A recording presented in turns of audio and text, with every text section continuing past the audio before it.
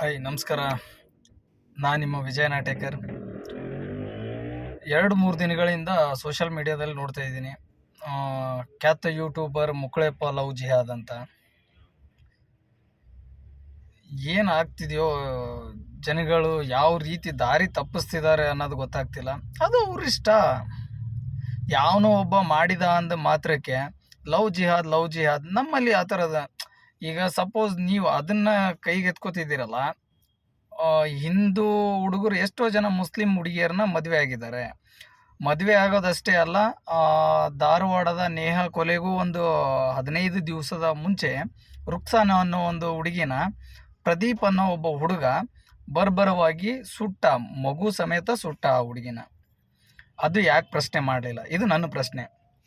So ಇವಾಗ Hindu Muslim ಜಗಳದ ಬಗ್ಗೆ ಹೇಳ್ತಾ ಇದ್ದೀರಲ್ಲ, ಈ ಲವ್ ಜಿಹಾದ್ ಅನ್ನೋ ಇದ್ರ ಬಗ್ಗೆ ಹೇಳ್ತಾ ಇದ್ದೀರಲ್ಲ, ನಾವು ಒಂದು 2-3 ಪ್ರಶ್ನೆಗಳನ್ನ ನಾವು. ಲೋಕಸಭಾ ಸ್ಪೀಕರ್ ಓಂ ಬಿರ್ಲಾ ಅವರ ಮಗಳು ಅಂಜಲಿ ಬಿರ್ಲಾ ಮದುವೆ ಆಗಿದ್ದು ಯಾರನ್ನ? ಅಲ್ಲಿ ಯಾಕೆ ನಡೀತಿಲ್ಲ ಲವ್ ಜಿಹಾದ್? ಅದನ್ನ ಯಾಕೆ ಯಾರೂ ಪ್ರಶ್ನೆ ಮಾಡಲಿಲ್ಲ? ಎರಡನೇದು, ರಾಮ್ಲಾಲ್ ಗುಪ್ತಾ, ಇವರು RSSನ ಮಹಾನ್ ದೊಡ್ಡ ವ್ಯಕ್ತಿ. ಇವ್ರ ಮಗಳು ಶ್ರೇಯಾ ಗುಪ್ತಾ, ಇವ್ರ ಮಗಳು ಮದುವೆ ಆದದ್ದು ಕೂಡ ಒಬ್ಬ ಮುಸ್ಲಿಮ್ನ. ಸೊ ಅದಕ್ಕೆ ಯಾಕೆ ಯಾರೂ ಪ್ರಶ್ನೆ ಮಾಡ್ತಿಲ್ಲ? ಕೊನೆಯದಾಗಿ ಅಶೋಕ್ ಸಿಂಗ್, BJP, ಇವರು ಮುಸ್ಲಿಂ ವಿರೋಧ ಅತಿ ಹೆಚ್ಚು ಪ್ರಚೋದನಕಾರಿ ಭಾಷಣ ಮಾಡುವಂಥವ್ರು. ಇವ್ರ ಮಗಳೇ ಮುಸ್ಲಿಂ ಹುಡುಗನನ್ನು ಮದುವೆ ಆದ್ಲು, ಸೀಮಾ ಸಿಂಗ್ ಅಂಥೇಳಿ. ಅದನ್ನು ಯಾಕು ಪ್ರಶ್ನೆ ಮಾಡ್ತಿಲ್ಲ? ಯಾರೋ ಒಬ್ರು ಹೇಳಿದ್ರು, ಇವತ್ತು ಒಂದು ವಿಡಿಯೋ ನೋಡಿದೆ, ಆ ಹುಡುಗಿನ ಮುಂದೆ ಹೆಂಡ್ತಿನ ಮುಂದೆ ಬಿಟ್ಟು ಇದು ಮಾಡ್ತಿದ್ದಾನೆ. ಆ ಹುಡುಗಿಗೆ ಇವ್ರು ಹೇಳ್ತಿದ್ದಾರೆ, ಫೇಕ್ ಡಾಕ್ಯುಮೆಂಟ್ಸ್ನ ಕೊಟ್ಟು ಮದುವೆ ಮಾಡಿದಂಥ ವ್ಯಕ್ತಿಗಳು ಮತ್ತು ಆ ಆಫೀಸರ್ಸ್ ನಮ್ಮ ಟಾರ್ಗೆಟ್ ಅಂತ. ಪ್ರತ್ಯಕ್ಷವಾಗಿ ನಾನೇ ಡೌಟ್ ಇದ್ದರೆ ನನ್ನ ಹತ್ರ ಫೋಟೋ ಕೂಡ ಇದೆ, ನನ್ನ ಹತ್ರ ಎಡಿಟ್ ಮಾಡೋಕ್ಕೆ ನನಗೆ ಬರಲ್ಲ, ನಾನೇ ತೋರಿಸ್ತೀನಿ. ನನ್ನ ಯಾದಗಿರಿ ಭಾಗದಲ್ಲಿ ನಡೆದಂಥ ಘಟನೆ 2013ರಲ್ಲಿ ಶಾಪುರ್ B ಗುಡಿಯಲ್ಲಿ ಹುಡುಗ ಹುಡುಗಿಗೆ ಮದುವೆ ಮಾಡಿದಾಗ ಶ್ರೀರಾಮ ಸೇನೆ ಸಂಘಟನೆ ಫೇಕ್ ಡಾಕ್ಯುಮೆಂಟ್ಸನ್ನು ಕೊಟ್ಟು ಶಾಪುರ್ನಲ್ಲಿ ಮದುವೆ ಮಾಡಿತು. ಪ್ರಶ್ನೆ ಮಾಡ್ರಿ. ಇಲ್ಲಿ ಬರೀ ಹಿಂದೂ ಮುಸ್ಲಿಂ ಅನ್ನೋದನ್ನ ತಂದು ಬೆಳೆಯುವ ಪೈರು ಮೊಳಕೆಯಲ್ಲಿ ಅನ್ನೋ ಹಾಗೆ ಸಣ್ಣ ಮಕ್ಕಳಿಗೂ ಕೂಡ ಇದು ಎಷ್ಟರ ಮಟ್ಟಿಗೆ ಪರಿಣಾಮ ಬೀರ್ತಿದೆ ಅಂದರೆ, ಒಬ್ಬ ಮುಸ್ಲಿಂ ಹುಡುಗನನ್ನು ಒಬ್ಬ ಹಿಂದೂ ಹುಡುಗ ತಾನು ಸ್ನೇಹ ಕೂಡ ಮಾಡಲಾರ್ದಷ್ಟರ ಮಟ್ಟಿಗೆ ಬಂದಿದೆ. ಅಲ್ಲಿವರೆಗೂ ಈ ಹೊಲ್ಸ್ ರಾಜಕೀಯ ತಂದಿಟ್ಟಿದ್ದಾರೆ.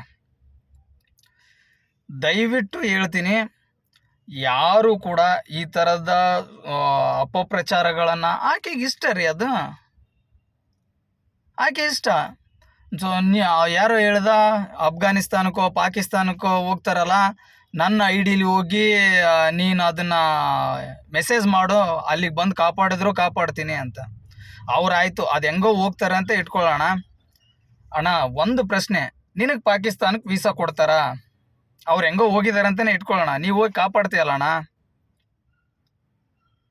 ಅದನ್ನೇ 1 ವರ್ಷ ಇಟ್ಕೊಂಡು ಹಿಂದೂ ಹುಡುಗಿಯರನ್ನ ನಾವು ಎಚ್ಚೆತ್ಕೊಳ್ಳಂಗೆ ಮಾಡ್ತೀವಿ ಅನ್ನೋ ಒಂದು ಸಂದೇಶನ ಅಣ್ಣ ಕೊಟ್ಟ. ಒಳ್ಳೇದಣ್ಣ. ಕೆಟ್ಟದನ್ನು ಮಾಡೋರ ವಿರುದ್ಧ ನಾನು ಕೂಡ ಇದ್ದೀನಿ. ಯಾಕೆ ನಮ್ಮ ಮನೇಲಿ ಯಾರಿಗೆ ಹೆಣ್ಮಕ್ಳಿಲ್ವಾ? ಸೊ ಇಷ್ಟೆಲ್ಲ ಮಾತಾಡ್ತಿದ್ದಾರಲ್ಲ, ನನ್ನ ರಿಲೇಟಿವ್ಸ್ ಹುಡುಗಿ ಒಬ್ಳು ಮುಸ್ಲಿಂ ಹುಡುಗನ ಮದುವೆ ಆಗಿದ್ದಾಳೆ. ಇವಾಗ ಅವ್ರು ಅನ್ಯೋನ್ಯವಾಗಿ ಚೆನ್ನಾಗಿದ್ದಾರಣ್ಣ, ಬಂದು ನೋಡ್ರಿ, ತೋರಿಸ್ತೀನಿ. ಎಲ್ಲೋ ಒಬ್ಬ ಏನೋ ಮಾಡ್ದ ಅಂದ ಮಾತ್ರಕ್ಕೆ ನೀವು ಹಂಗಾದ. ನನ್ನ ಪ್ರಶ್ನೆ ಬಂದು, ಲವ್ ಜಿಹಾದ್ ಅಂತ ಹೇಳ್ತಾ ಇದ್ದೀರಲ್ಲ, ಅವ್ನು ಮಾಡಿದಾನೆ, ಅದಕ್ಕೆ ಕಾನೂನು ಸರಿಯಾದ ಶಿಕ್ಷೆನೇ ಕೊಡುತ್ತೆ ಅವನಿಗೆ, ಒಪ್ಕೊಳ್ಳೋಣ. ಸೊ ಅದನ್ನು ನಾನೇನು ಹೆಮ್ಮೆಯಿಂದ ಒಳ್ಳೇದನ್ನ ಮಾಡಿದ್ದಾನೆ ಅಂತ ಹೇಳ್ತಿಲ್ಲ. ಯಾರು ತಮ್ಮ ಆಯ್ಕೆ ಸರಿ ಅಂತ ಹೋಗ್ತಾರ, ಅದು ಅವ್ರಿಷ್ಟ, ಅವ್ರಿಗೆ ಗೊತ್ತಿರ್ತದ. ಇವಾಗ ಒಂದು ಸ್ವಲ್ಪ ದಿನ ಯಾರ ಜೊತೆಗೆ ಪಳಗಿದ್ರು ಕೂಡ ಇವನು ಒಳ್ಳೆಯವನೋ ಕೆಟ್ಟವನೋ ಅನ್ನೋದು ಅವ್ರಿಗೆ ಗೊತ್ತಿರ್ತದ.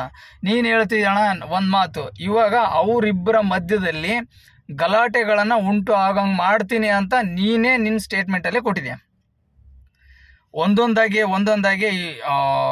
ಏನು ನಿನ್ನ ವಿಡಿಯೋಸ್ಗಳನ್ನು, ನಿನ್ನ ಗಂಡನ ವಿಡಿಯೋಸ್ಗಳನ್ನ ಎಗರಿಸ್ತಾ ಹೋಗ್ತೀನಿ, ಎಣಿಸ್ಕೊತಾ ಹೋಗು, ಆಗ ತಾನೇ ಗಲಾಟೆ ಬರುತ್ತೆ. ಅಣ್ಣ ಅವ್ರು ಚೆನ್ನಾಗಿರ್ಲಿ ಬಿಡೋಣ, ನೀವ್ಯಾಕ ಅವ್ರ ಮಧ್ಯದಾಗ ಹೋಗಿ ಕೇಸಿಂತ ಗಲಾಟೆ ಅಂದರೆ ಇದಕ್ಕೆ ಮೂಲ ಕಾರಣ ನೀವೇ ಅಲ್ವಾ? ಈ ಥರ ಏನೋ ಒಂದು ಗಲಾಟೆ ತಂದಿದ್ದಕ್ಕೆ ನಾಳೆ ಅವರಿಬ್ರು ಗಂಡ ಹೆಂಡತಿ ಹೊಡೆದಾಡಂಗೆ ಮಾಡೋದು ನೀವೇ ಅಲ್ವಾ? ಮತ್ತೆ ಎಷ್ಟು ಮಟ್ಟಿಗೆ ಸರಿ ಅಂತ ನನಗಂತೂ ಗೊತ್ತಿಲ್ಲ. ನನಗಂತೂ ಈ BJPಯ ಒಂದು ಕಾರ್ಯಕರ್ತರಿಂದನೇ ಇಷ್ಟೆಲ್ಲ ಆಗುತ್ತೆ ಅಂತ ನೇರವಾಗೇ ಹೇಳ್ತೀನಿ ಅಣ್ಣ. ಯಾಕ್ರಣ ಸುಮ್ಮನೆ ಅಲ್ಲಿ ಇಲ್ಲಿ ಅವೆಲ್ಲ ಗಲಾಟೆಗಳ ಬೆಂಕಿ ಹಚ್ತಾ ಕೂತೀರಿ ನೀವು? ನಿಮ್ಮ ಹತ್ರ ಬಂತ ಸರಿ ಮಾಡಿ ಅದನ್ನು. ಪ್ರತಿಯೊಬ್ಬರು ಮನೆಯಲ್ಲಿ ಗಲಾಟೆ ಇದ್ದದ್ದೇ. ಎಷ್ಟೋ ಜನ ಹಿಂದೂಗಳಲ್ಲೇನೆ ಗಂಡ ಹೆಂಡತಿ ಜಗಳಾಡಿ ಬೆಂಕಿ ಹಚ್ಚಿದ್ದನ್ನು ನೋಡಿವಿ. ಆಮೇಲೆ ವರದಕ್ಷಿಣೆ ತಂದಿಲ್ಲ ಅಂತ ಕಿರುಕುಳ ಕೊಟ್ಟು ಕಡ್ದಿದ್ದು, ಸುಟ್ಟಿದ್ದು. ಒಳ್ಳೊಳ್ಳೆ ಅಧಿಕಾರದಲ್ಲಿರ್ತಕ್ಕಂಥವ್ರೆ. ನನ್ನ ಯಾದಗಿರಿ ಭಾಗದಾಗೆ ಒಬ್ಬ ಪೊಲೀಸ್ ಕಾನ್ಸ್ಟೇಬಲ್ ತನ್ನ ಹೆಂಡತಿಯನ್ನು ಏನು ಈ ವರದಕ್ಷಿಣೆ ವಿಚಾರದಾಗ ಕೊಂದಾಕಿದ ಅನ್ನೋದನ್ನು ತಾವು ನೋಡಿರ್ಬೋದು. ಎಲ್ಲಾದ್ರೂ ಗಲಾಟೆ ಆಗುತ್ತಣ್ಣ ಸಂಸಾರ ಅಂತ ಅಂದಮೇಲೆ. ಈಗ ಅವ ಮುಸ್ಲಿಂ ಒಬ್ಬ ಮಾಡಿದ ಅಂದ ಮಾತ್ರಕ್ಕೆ ಅದು ಲವ್ ಜಿಹಾದೇನಾ? ಅವರಲ್ಲಿ ಯಾವುದೇ ಥರದ ಒಂದು ಮನಸ್ತಾಪಗಳು, ಜಗಳಗಳು ಏನು ಆಗಿರಲ್ವಾ? ಯಾವ ಮಟ್ಟಕ್ಕೆ ಬೆಳೀತಾ ಇದ್ದೀವಿ ನಾವು? ಸರ್ವೇ ಜೀನ ಸುಖಿನೋ ಭವತ್ತು ಅಂತ ಹೇಳ್ತೀರಿ. ಖುಷಿಯಾಗಿರಲಿ ಬಿಡಿ, ಅವರು ಸಪೋರ್ಟ್ ಮಾಡಿ. ಗಲಾಟೆ ಅಂತ ಬಂದಾಗ ಇಷ್ಟಪಟ್ಟು ಮಾಡ್ಕೊಂಡಿದ್ದೀವಿ, ಮಾಡಿ ಉಂಡ್ರು ಅಂತ ಕೇಸಿ ಅಂತ ನೀವು ಅವ್ರಿಗೆ ಸಪೋರ್ಟ್ ಮಾಡಿರಿ. ಅವನೇನು ತಾಲಿಬಾನಿಂದ ಬಂದಂಥ ಉಗ್ರನ? ಎಷ್ಟು ಏನು ರಾಖಿ ಕಟ್ಟಿಸ್ಕೊಂಡಿಲ್ಲ ಅಂತೇಳಿ ಅಣ್ಣ. ಅದಕ್ಕೂ ಒಂದು ಸ್ಪಷ್ಟವಾದ ಉತ್ತರ ಕೊಡ್ತೀನಿ ನಿನಗೆ. ಎಷ್ಟೋ ಜನ ಸ್ವತಃ ಅಣ್ಣ ಅಂತ ರಾಖಿ ಕಟ್ಟಿಸ್ಕೊಂಡು ಅವ್ರನ್ನ ಮದುವೆ ಆದಂಥ ಒಂದು ಸನ್ನಿವೇಶಗಳನ್ನು ನಾನು ನನ್ನ ಭಾಗದಾಗೆ ತೋರಿಸ್ತೀನಿ. ಅಣ್ಣ ಅಂತೇಳಿ ರಾಖಿ ಕಟ್ಟಿಸ್ಕೊಂಡು ಅವನ್ನೇ ಮದುವೆ ಆಗಿದೆ. ಇವನಿಗೆ ಅವ್ರನ್ನ ಕಂಡ್ರೆ ಇಷ್ಟ ಇಲ್ಲ, ಮೀನ್ಸ್ ತಂಗಿ ಅಂತ ಒಪ್ಕೊಳ್ಳೋಕೆ ಇಷ್ಟ ಇಲ್ಲ ಅವರಿಗೆ, ಅದಕ್ಕೆ ಕಟ್ಟಿಸ್ಕೊಂಡಿಲ್ಲ. ಅಣ್ಣ ಒಬ್ಬ ಯೂಟ್ಯೂಬರ್ ಎಷ್ಟು ಸುಮಾರು 6,000 ಏನೋ, ಮೇ ಬಿ 6 ಲಕ್ಷನೋ 6,000ನೋ, ಅಷ್ಟು ಗೊತ್ತಿಲ್ಲ ಅಂಕೆ ಸಂಖ್ಯೆಗಳು. ಹೋದ ವರ್ಷ 6,000ನೇನು 6 ಲಕ್ಷಗಳ ರಾಖಿಗಳನ್ನು ಕಟ್ಕೊಂಡಂಥ ಯೂಟ್ಯೂಬರ್ನ ನಾನು ತೋರಿಸ್ಲಣ್ಣ. ಅವನು ಮುಸ್ಲಿಂ ಪದ್ಧತಿಯಲ್ಲಿ ರಾಖಿ ಕಟ್ಟೋದಿಲ್ಲ ಅಂತ ಹೇಳ್ತಾರೆ. ನನಗೆ ಅಣ್ಣ, ನಾನೇ ಇದ್ದೀನಿ ಎಕ್ಸಾಂಪಲ್ ಇಲ್ಲಿ. ನನಗೂ ಇದೇ ವರ್ಷ ನಾನು ಅಲ್ಲಿ ಕೆಲಸ ಬಿಟ್ಟು ಆಚೆ ಬಂದ್ರೂ ಸ್ವಂತ ಅಣ್ಣ ಅನ್ನೋ ಒಂದು ಭಾವನೆ ಇಟ್ಟು ನನಗೆ ರಾಖಿ ಕಟ್ಟಿದ್ದಾರೆ ಮುಸ್ಲಿಂ ಹುಡುಗಿರು. ತಪ್ಪ ಅಣ್ಣದು? ಅವ್ರಿಗೆ ನಾನು ಅಣ್ಣ ಅಂತ ಇಷ್ಟ, ಈ ಹುಡುಗಿಗೆ ಪ್ರಿಯತಮೆ ಅನ್ನೋದು ಇಷ್ಟ, ಮದುವೆ ಆಗಿದ್ದಾಳೆ, ಆಗಲಿ ಬಿಡಿ. ಒಂದೊಂದೇ ವಿಡಿಯೋ ಎಗರಿಸ್ತಾ ಹೋಗ್ತೀನಿ. ಏನೆಲ್ಲ ಸ್ಟೇಟ್ಮೆಂಟ್ ಕೊಡ್ತೀರಿ ನೀವು? ಅವ್ರ ತಾಯಿಗೆ ಗೊತ್ತಿತ್ತು ಅಂತ ಹೇಳ್ತಿದ್ದಾರೆ. ದಯವಿಟ್ಟು ನೀವು ನಿಮ್ಮದೇ ಆದಂಥ ಒಂದು ಸಂಘಟನೆ ಮುಖಾಂತರ ನೀವು ಪ್ರಚಾರವನ್ನು ತಗೊಳ್ಳೋದಕ್ಕೆ ಈಗಿನ ಯೂತ್ಸ್ಗಳಿಗೆ ದಾರಿ ತಪ್ಪಿಸ್ಬೇಡ್ರಣ. ದಯವಿಟ್ಟು ಮಾಡಿ ಅಣ್ಣ. ನೀವು ಮಾಡೋ ಕೆಲಸಕ್ಕೆ ನಾವು ಕೂಡ ಸದಾ ಸಿದ್ಧರಾಗಿರ್ತೀವಿ. ನಾನು ಲಾಸ್ಟ್ ಟೈಮ್ ಒಂದು ಯಾವುದೋ ಇದೇ ಥರ ವಿಡಿಯೋ ಮಾಡಿದಾಗ ನನಗೊಂದು ಸ್ಟೇಟ್ಮೆಂಟ್ ಬಂತು, ನೀನು ಹಿಂದೂ ಅಲ್ಲ ದಲಿತ ಅಂತೇಳಿ ಕೇಸಿಂತ. ಸರಿ ಅಣ್ಣ, ನಾನು ಹಿಂದೂನೇ ಅಲ್ಲ, ನಾನು ದಲಿತನಲ್ಲ. ಸೊ ನಂದು ಒಂದು ಪ್ರಶ್ನೆ ಏನಂದರೆ, ಮೇ ಬಿ ಒಂದು 2020-21 ಇರಬೇಕು, ಧರ್ಮಸ್ಥಳದಲ್ಲಿ ಒಬ್ಬ ದಲಿತ ಯುವಕನನ್ನು ಬಜರಂಗ ದಳದ ಕಾರ್ಯಕರ್ತ ಅಲ್ಲಿ ಬರ್ಬಲವಾಗಿ ಕೊಲೆ ಮಾಡ್ತಾನೆ. ಆಗ ನನ್ನ ಈ ಶ್ರೀರಾಮ ಸೇನೆ ಸಂಘಟನೆ ಕಡೆಯಿಂದ ಯಾವುದೇ ತರಹದ ಕೂಗು ಬರಲಿಲ್ಲ ಅವತ್ತು. ಅದಾದ ಕೇವಲ ಒಂದು 3-4 ದಿನಗಳಲ್ಲಿ ವಾಡಿಯಲ್ಲಿ ಮುಸ್ಲಿಂ ಹುಡುಗ ಒಬ್ಬ ದಲಿತ ಹುಡುಗನನ್ನು ಮರ್ಡರ್ ಮಾಡ್ತಾನೆ. ಆಗ ನನಗೆ ಒಂದು ಕರೆ ಬಂತು, ಅಣ್ಣ ಬರೀ ಸ್ಟ್ರೈಕ್ ಮಾಡೋದೈತೆ ಅಂತ. ನಾನು ಅವತ್ತು ಮಂಕಾಗಿ ಇಲ್ಲ ಬರೋಕ್ಕಾಗಲ್ಲ ಅಂತ ಹೇಳಿದೆ ನಾನು. ಕಾರಣ ಏನಂತಂದರೆ, ನನಗೂ ಪ್ರಶ್ನೆ ಇದೆ. ಅಲ್ಲಿ ಧರ್ಮಸ್ಥಳದಲ್ಲಿ ಕೊಲೆಯಾದ ದಲಿತ ಅವ ದಲಿತನಾಗಿ ಉಳ್ಕೊಂಡ. ಕಾರಣ ಕೊಲೆ ಮಾಡಿದಂಥ ವ್ಯಕ್ತಿ ಬಜರಂಗ ದಳದ ಕಾರ್ಯಕರ್ತ. ಅದೇ 4-5 ದಿನಗಳ ನಂತರ ವಾಡಿಯಲ್ಲಿ ದಲಿತನೊಬ್ಬ ಕೊಲೆ ಆಗ್ತಾನ. ಅದನ್ನು ಮಾಡಿದ್ದು ಮುಸ್ಲಿಂ. ಆವತ್ತು ಸತ್ತಿರ್ತಕ್ಕಂಥ ದಲಿತ ಹಿಂದೂ ಆಗಿಬಿಡ್ತಾನ. ಏನಣ್ಣ ಇದು? ನನ್ನ ಹತ್ರ ಪ್ರೂಫ್ ಅದಣ್ಣ. ಪ್ರೂಫ್ ಇಲ್ಲದೆ ನಾನು ಯಾವತ್ತೂ ಮಾತಾಡಲ್ಲ. ನಾನು ಇವಾಗ 10 ನಿಮಿಷ ಇಷ್ಟೆಲ್ಲ ಹೇಳಕತ್ತೀನಿ ಅಂತಂದರೆ ನೀವು ಮಾಡ್ತಿರೋ ತಪ್ಪು ಅಂತ ಹೇಳ್ತಿಲ್ಲ ಅಣ್ಣ. ತಪ್ಪು ದಾರಿಗೆ ನಮ್ಮ ಯೂತ್ಸ್ನ ತಳ್ಳಬೇಡ್ರಿ ಅಂತ ಹೇಳಕತ್ತೀನಿ. ಎಲ್ಲೂ ಹೋಯ್ತಣ್ಣ? ಯಾವುದೇ ಒಂದು ಧರ್ಮ ಜಾತಿ ಹುಡುಗನನ್ನು ಯಾರು ಮದುವೆ ಆಗಬಾರ್ದ? ಅಲ್ಲಿ ಏನೋ ಒಂದು ನಡೀತು ಅಂದ ತಕ್ಷಣ ಲವ್ ಜಿಹಾದ್ ಇದೆ ಅಂತಲೇ ಒಪ್ಕೋತೀನಿ ಅಣ್ಣ. ನಾನು ಇದೆ ಅಂತಲೇ ಒಪ್ಕೋತೀನಿ, ಇಲ್ಲ ಅಂತ ನಾನು ಒಪ್ಕೊಳ್ಳಲ್ಲ. ಎಷ್ಟು ಅದು ಮಾಡಿರೋದನ್ನ ಯಾರೋ ಒಬ್ಬ ಮಾಡಿದ ಅಂದ ಕಾರಣಕ್ಕೆ ಪ್ರತಿಯೊಬ್ಬರು ಬಾಳಿ ಬದುಕಬೇಕಾದವ್ರಿಗೂ ಕೂಡ ನೀವು ಅದನ್ನೇ ತಂದು ಅಡ್ಡ ಇಡ್ತೀರಂತಂದರೆ ಅವ್ರಿಷ್ಟು ದಿನ ಖುಷಿಯಾಗಿ ವಿಡಿಯೋ ಮಾಡ್ಕೊಂಡೇ ಇದ್ರಲ್ಲ. ಇನ್ನೊಂದು ಹೇಳಿದ್ರು, ನನಗೆ ಗೊತ್ತಿಲ್ಲ, ದಾಂಡೇಲಿಗೆ ವಿಡಿಯೋ ಮಾಡೋಕೆ ಹೋಗ್ತಾ ಇದ್ದೀವಿ ಅಂತ ಹೇಳಿ ಓಡೋಗಿ ಮದುವೆ ಆಗಿ. ಅಣ್ಣ, ಯಾರಾದರೂ ಓಡೋಗಿ ಮದುವೆ ಆಗುವವರು ಮನೆಯಲ್ಲಿ ನಾನು ಅದು ಅವ್ರದ್ದು ಮುಕ್ಕಳಪ್ಪ ಅವ್ರದ್ದು ಬಿಟ್ಬಿಡ್ರಿ. ಒಂದು ಹಿಂದೂ ಧರ್ಮದ ಹುಡುಗ, ಹಿಂದೂ ಧರ್ಮದ ಹುಡುಗಿ, ಅದೇ ಜಾತಿಯ ಹುಡುಗನನ್ನು ಮದುವೆ ಆಗಬೇಕಾದ್ರೆ ನಾನು ಹಿಂಗೆ ಓಡೋಗಿ ಮದುವೆ ಆಗ್ತಾ ಇದ್ದೀನಿ ಅಂತ ಹೇಳ್ಬಿಟ್ಟು ಹೋಗ್ತಾರಣ್ಣ. ಅವರು ಸುಳ್ಳು ಹೇಳೇ ಓಡೋಗ್ತಾರೆ. ಅವ್ರಿಗೇನು ಬೇಕು? ಅವರು ಪ್ರೀತಿಸಿದಂಥ ಹುಡುಗನಿಗೆ ಹುಡುಗಿ ಬೇಕು, ಹುಡುಗಿಗೆ ಹುಡುಗ ಬೇಕು ಅಷ್ಟೇ. ಬೇರೆ ಯಾವುದನ್ನು ಫೇಕ್ ಡಾಕ್ಯುಮೆಂಟ್ಸ್ ಕೊಟ್ಟಿದ್ದಾರೆ ಅಂತ ನೆಟ್ಕೊ. ಎಷ್ಟು ತೋರಿಸ್ಲಣ್ಣ ನಾನು? ಎಷ್ಟು ತೋರಿಸ್ಲಿ? ನಾನು ನನ್ನ ಕೈ ಮೇಲೆ ಅಂದರೆ ಈ ಥರ ಹಿಂದೂ ಮುಸ್ಲಿಮ್ ಅಂತಲ್ಲ, ಹಿಂದುವೇ ಅವರು ಇವತ್ತು ಯಾರು ಕಿತ್ತಾಡ್ಕೊಂಡಿದ್ದಾರಣ್ಣ. ನಾನು ಕೆಲವ್ರನ್ನ ಮದುವೆ ಮಾಡಿದವ್ರಿಗೆ ಭಾಳಷ್ಟು ಖುಷಿಯಾಗಿದ್ದಾರೆ. ನಾನು ಯಾದಗಿರಿನಾಗೆ ತೋರಿಸ್ತೀನಿ. ಎಷ್ಟು ಡಾಕ್ಯುಮೆಂಟ್ಸ್ಗಳನ್ನ ನಾನು ಫೇಕ್ ಮಾಡಿರೋದನ್ನ ತೋರಿಸ್ಲಣ್ಣ? ಪ್ರಶ್ನೆ ಮಾಡ್ರಿ ಅಲ್ಲಿ ಹೋಗಿ. ನಿಮಗೆ ಬೇಕಿರೋದೇನಣ್ಣ? ಹಿಂದೂ ಮುಸ್ಲಿಂ ಅನ್ನೋ ಒಂದು ಗಲಾಟೆ. ಬನ್ನಿ ಅಣ್ಣ, ನಾನು ತೋರಿಸ್ತೀನಿ. ಶ್ರೀರಾಮ ಸೇನೆ ಸಂಘಟನೆಯವರೇ ಫೇಕ್ ಡಾಕ್ಯುಮೆಂಟ್ಸ್ನ ಖುದ್ದಾಗಿ ಅವರೇ ಮುಂದೆ ನಿಂತು ರೆಡಿ ಮಾಡಿ ಶಾಪುರ್ನಾಗ ಬೀಗುಡಿಯಲ್ಲಿ ಮದುವೆ ಮಾಡಿರ್ತಕ್ಕಂಥದ್ದು. ಅದರಲ್ಲಿ ನಾನು ಒಬ್ಬ ಭಾಗಿಯಾಗಿದ್ದೀನಿ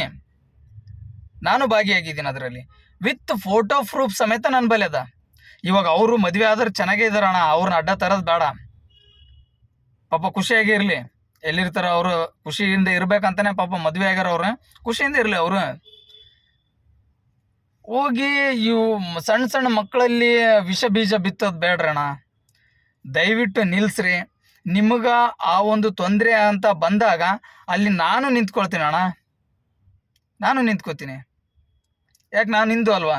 ಸೊ ಯಾರೋ ಹೇಳಿದ್ರು ಇವ ದಲಿತ ಹಿಂದೂ ಅಲ್ಲ ಅಂತ. ಯಾಕಣ್ಣ? ನಾವು ಮನುಷ್ಯರಲ್ವಾ? ಹೋಗಿ ಕೇಳ್ರಿ ಅಲ್ಲಿ.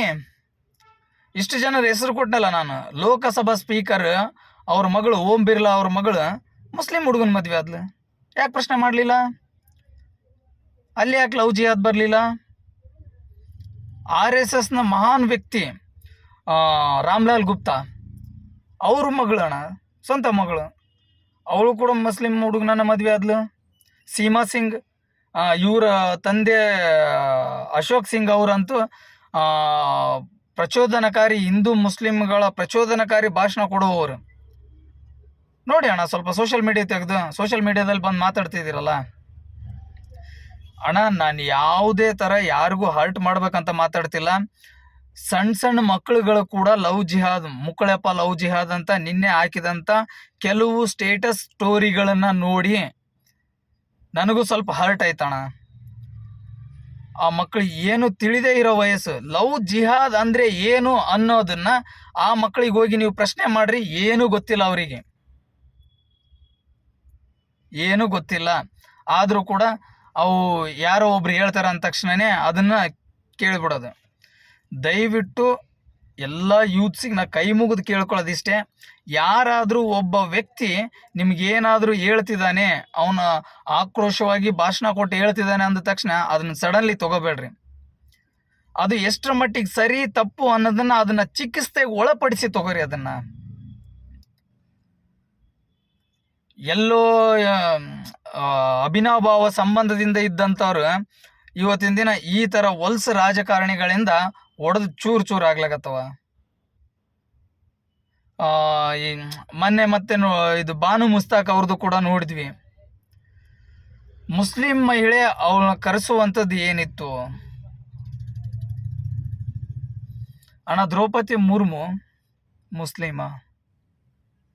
ಇಲ್ಲ, ನನಗೆ ಗೊತ್ತಿಲ್ಲ. ಯಾಕಂದರೆ ನೀವು ರಾಮ ಮಂದಿರ ಉದ್ಘಾಟನೆ ಸಮಯದಲ್ಲಿ ಅವ್ರನ್ನ ಕರೆಸ್ಲಿಲ್ಲಲ್ಲ, ಕೇಳಿದೆ ಅಣ್ಣ ನಾನು. ಅವರು ದ್ರೌಪದಿ ಮುರ್ಮು ಮುಸ್ಲಿಮ? ಸರಿ ಅಣ್ಣ, ಬಾನು ಮುಸ್ತಾಕ್ ಅವರು ಮುಸ್ಲಿಂ, ಅವರನ್ನ ನೀವು ಯಾಕೆ ಕರೆಸಿದ್ರಿ ಅಂತ.